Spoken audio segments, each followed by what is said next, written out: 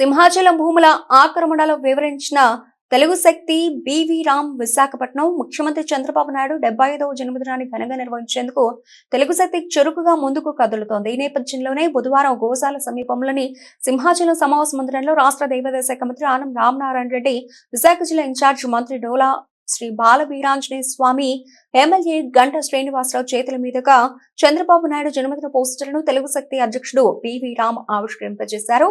తెలుగు తేజం ఉమ్మడి ఆంధ్రప్రదేశ్ ముఖ్యమంత్రిగా పనిచేసిన దివంగత నందమూరి తారక రామారావు జయంతిని ప్రభుత్వం అధికారిక కార్యక్రమంగా నిర్వహించాలన్నారు. అనంతరం దేవాదాయ శాఖ మంత్రి ఆనం రామనారాయణ రెడ్డి స్పందిస్తూ అవసరమైన చర్యలు తీసుకుంటామన్నారు. ఈ కార్యక్రమంలో పీతల అప్పారావు, కె ప్రసాద్ తదితరులు పాల్గొన్నారు.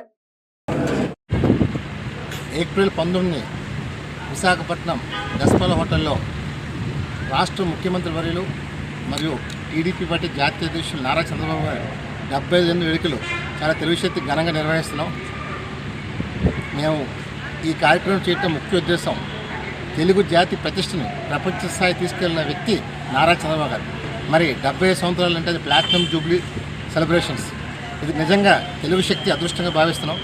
మరి అంతటి గొప్ప వ్యక్తితో నాకున్న అనుబంధం, మా పాప సెకండ్ బర్త్డే కూడా ఆయనే చీఫ్ గెస్ట్గా వచ్చి మా పాప చేత కేక్ కట్టించారు. అందువల్ల నేను ఎప్పుడూ ఆయనకి వీరు విజయుడిగా ఉన్నాను తప్ప అంకిత భావంతో ఆయన కోసం ఎప్పుడు కృషి చేస్తాం. గడిచిన 5 ఏళ్ళలో కూడా జగన్ పరిపాలనలో కూడా నాయకుల్ని, కార్యకర్తల్ని ఆ ప్రభుత్వం బెదిరిస్తున్నా సరే రామ్ ఆయన కోసం ప్రాణం లెక్క చేయకుండా యుద్ధం చేసి పార్టీని ఆత్మస్థైర్యం నింపుకుంటూ వచ్చాను.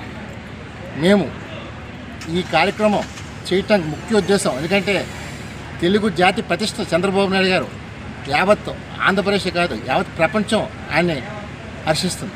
అలాంటి వ్యక్తి ఒక విజనరీ లీడర్ డెఫినెట్గా ఆంధ్రప్రదేశ్లో పుట్టడం ఇది తెలుగు జాతి అదృష్టం అని భావన చేస్తాను. డెఫినెట్గా ఆయన ఆశయాలు గతంలో చూసాం 2020, ఇప్పుడు 2047, అలాగే హైదరాబాద్ని ఎలాగ అభివృద్ధి చేస్తామని చూసాం. మరి ఇంతటి వ్యక్తిని ఇంకా ప్రజలు ఈ రాష్ట్రాన్ని ఇంకా అభివృద్ధి చేయాలని చెప్పి ఆకాంక్షిస్తాను. ఇంకా అలాగే రేపు 28 మే ఎన్టీఆర్ జయంతిని కూడా ప్రభుత్వపరంగా చేయాలని చెప్పి ముఖ్యమంత్రిగా మనవి చేసుకున్నాం. ఇప్పటికే అన్ని జిల్లాలు పర్యటించి ప్రతి ఎమ్మెల్యేని కూడా వినతిపత్రం.